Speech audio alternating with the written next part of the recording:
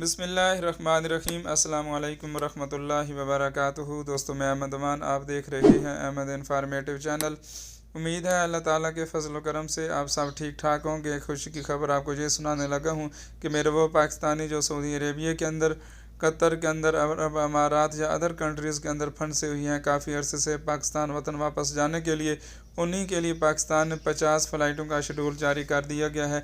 दोस्तों, आपसे एक रिक्वेस्ट करता जाऊंगा कि मेरे चैनल को ज़रूर सब्सक्राइब कीजिएगा, बेल आइकन बटन को भी क्लिक कीजिएगा ताकि नेक्स्ट आने वाली हर वो न्यूज़ आपको मिल सके बआसानी से, जो आपके लिए जानना बहुत ज़रूरी हो। पाकिस्तानियों के लिए सऊदी अरब और अरब अमारात से 44 मज़ीद परवाज़ें।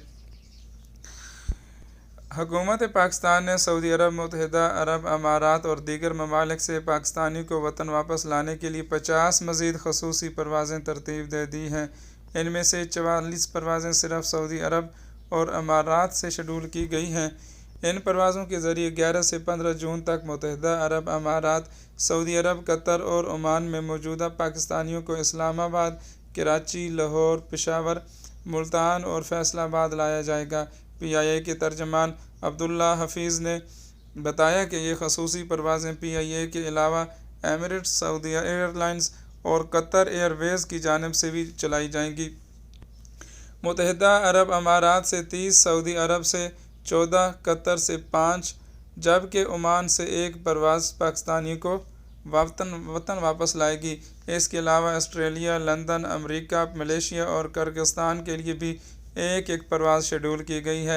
इससे केवल हुकूमत पाकिस्तान ने बैरून मुल्क में फंसे पाकिस्तानियों की वतन वापसी का अमल तेज़ करते हुए खसूसी परवाज़ों में इजाफ़ा किया था और PIA ने यकम से 10 जून तक सऊदी एयरलाइन, सऊदी अरब और मुत्तहिदा अरब अमारात के लिए 10 से ज़ायद परवाज़ें शेड्यूल की गई थीं, जबकि ओमान, कतर और बहरीन समेत यूरोप से भी खसूसी परवाज़ों के ज़रिए पाकिस्तानियों को वतन वापस लाया जा रहा है।